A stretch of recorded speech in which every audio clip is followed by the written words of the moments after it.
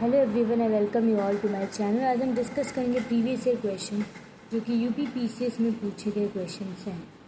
भूमध्य सागरीय जलवायु के संदर्भ में निम्नलिखित कथनों पर विचार कीजिए। यहाँ शीत ऋतु में वर्षा होती है। शीतकालीन अयनांत के कारण वायुदाब पेटियाँ दक्षिण की ओर खिसक जाती हैं। उपर्युक्त में से कौन सा कथन सही है? केवल दो, ना तो एक ना ही दो, केवल एक या फिर एक और दो दोनों। इसका एक्सप्लेनेशन है भूमध्य सागर, ऑप्शन नंबर डी करेक्ट है। भूमध्य सागरीय जलवायु में नमी से भरी हवाओं के साथ आने वाली पश्चिमी हवाओं के कारण सर्दियों में वर्षा होती है। शीतकालीन संक्रांति के दौरान उपोष्ण कटिबंधीय उच्च वायुदाब पेटियां सहित वायुदाब पेटियां दक्षिण की ओर स्थानांतरित हो जाती हैं, जिससे चक्रवाती गतिविधि भूमध्य सागरीय क्षेत्रों को प्रभावित करती है। इसके परिणाम स्वरूप हल्की गीली सर्दियाँ और शुष्क गर्मियाँ होती हैं, जो भूमध्य सागरीय जलवायु की एक पहचान है। दोनों कथन सही हैं और इस क्षेत्र की प्रमुख जलवायु विशेषताओं की व्याख्या करते हैं, यानी कि ऑप्शन नंबर डी करेक्ट है, एक और दो दोनों। नेक्स्ट क्वेश्चन है क्वेश्चन नंबर 80। अप्रैल 2024 में हुए माओवाद विरोधी ऑपरेशन के संदर्भ में निम्नलिखित में से कौन सा कथन सही है या फिर है? यह महाराष्ट्र के गढ़चिरौली जिले में हुआ था। यह ऑपरेशन बीएसएफ एवं डिस्ट्रिक्ट रिजर्व गार्ड द्वारा किया गया था। पुट में से सही उत्तर का चयन करना है। केवल दो, केवल एक, ना तो एक ना ही दो, एक और दो दोनों।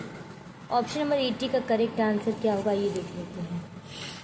ऑप्शन नंबर ए करेक्ट है। अप्रैल 2024 में माओवादी विरोधी अभियान छत्तीसगढ़ के कांकेर जिले में हुआ था, महाराष्ट्र के गढ़चिरौली जिले में नहीं, इसलिए कथन एक गलत है। यह अभियान सीमा सुरक्षा बल बीएसएफ और जिला reserve guard district reserve guard द्वारा शुरू किया गया था, जिससे एक कथन दो सही हो गया, इसलिए सही उत्तर केवल कथन ए है। यह अभियान महत्वपूर्ण था क्योंकि इसके परिणाम स्वरूप 29 माओवादी मारे गए और विभिन्न हथियार बरामद हुए। ऑप्शन नंबर ए करेक्ट है, केवल दो। नेक्स्ट क्वेश्चन है इसरो द्वारा विकसित PRAVAHA और सॉफ्टवेयर के संदर्भ में निम्नलिखित में से कौन सा कथन सही है? यह विक्रम साराभाई अंतरिक्ष केंद्र की अग्रणी उपलब्धि है। अंतरिक्ष वाहनों के प्रारंभिक वायु गतिकी डिजाइन के लिए बड़ी संख्या में विन्यास के मूल्यांकन की आवश्यकता होती है। पुट में से सही उत्तर का चयन करना है। केवल दो, ना तो एक ना ही दो, केवल एक या फिर एक और दो दोनों। ऑप्शन नंबर डी करेक्ट है। कथन एक, इसरो के विक्रम साराभाई अंतरिक्ष केंद्र द्वारा विकसित प्रवह सॉफ्टवेयर एरोस्पेस प्रौद्योगिकी में एक प्रमुख मील का पत्थर है, विशेष रूप से अंतरिक्ष यान के चारों ओर द्रव गतिकी का अनुकरण करने के लिए, इसलिए कथन एक सत्य है। कथन दो, अंतरिक्ष वाहनों के प्रारंभिक वायु गतिकी डिजाइन के लिए बड़ी संख्या में विन्यासों के मूल्यांकन की आवश्यकता होती है।